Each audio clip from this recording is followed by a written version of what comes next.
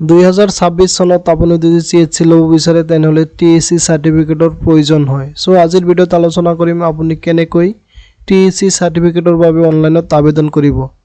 তাৰ বাবে ভিডিঅ'টো শেষলৈ চাই থাকক। TSC চাৰ্টিফিকেটৰ কাৰণে বন্ধুসকল প্ৰথমতে আপোনালোকে ক্ৰোম ব্ৰাউজাৰ বা যিকোনো এটা ব্ৰাউজাৰ ওপেন কৰিব। তাৰ পিছত ইয়াত লিখিব বা সাৰ্চ কৰিব TSC ৰেজিষ্ট্ৰেশ্যন। এটো লিখি সাৰ্চ কৰাৰ পিছত বন্ধুসকল আপোনালোকৰ সন্মুখত এনেকুৱা এটা পেজ খোল খাব। তাৰ পিছত ইয়াত চাওক যেটো প্ৰথমতে অপচন আছে টেলি চেণ্টাৰ এন্টাৰপ্ৰেনিউৰ কোৰ্স TSC বেকেটত আছে।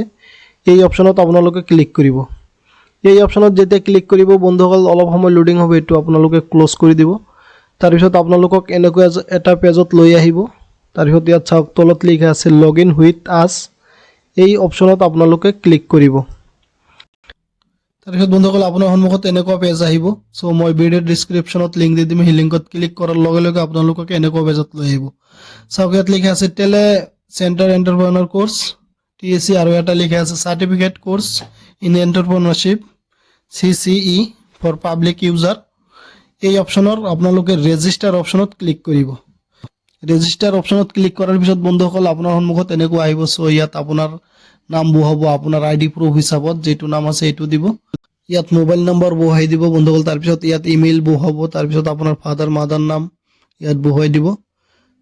তাৰ পিছত বন্ধুসকল তলত ষ্টেট সিলেক্ট কৰিব, ডিস্ট্ৰিক্ট সিলেক্ট কৰিব, জেন্ডাৰ যেটো হৈ দিব। তাৰ পিছত আপোনাৰ ডেট অফ বাৰ্থ সিলেক্ট কৰিব। তাৰ পিছত ইয়াত এড্ৰেছ বহাই দিব। তাৰ পিছত ইয়াত আপোনাৰ ফটো আপলোড কৰি দিব। ইয়াত ক্লিক কৰি আপোনাৰ ফটোখন আপলোড কৰিব। 50 KB ৰ ভিতৰত ফটোখন হ'ব লাগিব। তাৰ পিছত বন্ধুসকল এই সেম যেটো লিখা থাকিব হালধীয়া কালাৰ বক্সত এটো এই বক্সত বহুৱাই দিব। তাৰ পিছত তলত চাওক সাবমিট এই অপচনত ক্লিক কৰিব। তাৰ পিছত বন্ধুসকল আপোনাৰ সন্মুখত এনেকুৱা আহিব। সো ইয়াত আপোনাৰ 1469 টকা 72 পইচা পেমেন্ট কৰিব লাগিব। সো আপুনি UPI কৰে, ক্ৰেডিট কাৰ্ড কৰে, নেট বেংকিং কৰে, যেটো কৰে কৰি দিব। সো মই পেমেন্ট কৰি আছো। তাৰ পিছত আপোনালোকক দেখুৱাই আছো। তাৰ পিছত বন্ধুসকল আপোনাৰ ইমেইলত এটা মেইল আহিব। সেই মেইলত আপোনাৰ ID পাসওয়াৰ্ড দিয়া থাকিব। এই ID পাসওয়াৰ্ড ইয়াৰ পৰা আপুনি কপি কৰিব বা চাই ল'ব যেটো হয়। তাৰ পিছত আকৌ আপুনি পিছত ইয়াত লগইন অপচনত ক্লিক কৰিব। সেই ইউজাৰ নেমটো ইয়াত বহুৱাই দিব বা ID টো ইয়াত বহুৱাই দিব আৰু পাসওয়াৰ্ড এই বক্সত বহুৱাব। তাৰ পিছত লগইন অপচনত ক্লিক কৰিব। তাৰ পিছত বন্ধুসকল আপোনাৰ সন্মুখত এনেকুৱা আহি যাব। সো ইয়াত কিছুমান আপোনাৰ লাৰ্নিং হ'ব, সেইবোৰ আপুনি সম্পূৰ্ণ কৰিব লাগিব। তাৰ পিছত আপুনি TSC সাৰ্টিফিকেটখন পাব। সো মই আপোনাক সোনকালে সেই এক্সামবোৰ দি দেখুৱাই আছো। এই লাৰ্নিং অপচনত ক্লিক কৰিব। তাৰ পিছত বন্ধুসকল ইয়াত কি লাগিব সেই সকলোবোৰ ইয়াত আছে। সো আপুনি ইয়াত এবাৰ চাই ল'ব, এই ভিডিঅ'বোৰ চাব। ঠিক আছে বন্ধুসকল, সকলো ভিডিঅ' চাব আৰু ইয়াত আপোনাৰ PDF ফাইল আছে সেইবোৰ চাব। তাৰ পিছত আপুনি এক্সাম দিব পাৰিব। সো তাৰ পিছত চাওক তলত এছেছমেন্ট এই অপচনত ক্লিক কৰিব। তাৰ পিছত বন্ধুসকল আপোনাৰ চাওক কিমান কেইটা কোৱেশ্চন আহিব সকলোবোৰ লিখা আছে আৰু কিমান মাৰ্ক আছে এই সকলোবোৰ লিখা আছে। সো এই এক্সামবোৰ আপোনাৰ দিব লাগিব। প্ৰথমতে আছে এন্টাৰপ্ৰেনিউৰশিপ, কোৱেশ্চন আহিব 10টা, মাৰ্ক থাকিব আপোনাৰ 10। এটো খুলিছে, এটো সম্পূৰ্ণ কৰাৰ পিছত আপোনাৰ নেক্সটটো খুলিব। সো এই তালাত ক্লিক কৰিব। তলা যে আছে এই তলা এই লগত ক্লিক কৰিব প্ৰথমটো। তাৰ পিছত নেক্সটটো খোল খাব। সো ইয়াত ক্লিক কৰাৰ পিছত বন্ধুসকল স্টাৰ্ট এক্সাম এনেকুৱা আহি যাব।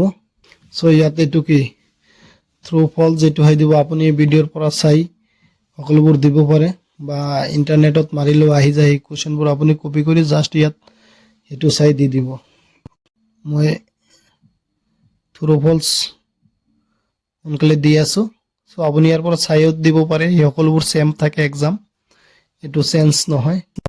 বন্ধুসকল ইয়াত সকলোবোৰ এক্সাম সেম থাকে, এটো এক্সাম চেঞ্জ নহয়। সো আপুনি ইয়াৰ পৰা চাই হুবাহু বহাব পাৰে। আৰু আপুনি যদি বেলেগটো নাপায় তেনেহলে আপুনি গুগলত সাৰ্চ কৰিলে এইবোৰ আহি যাব।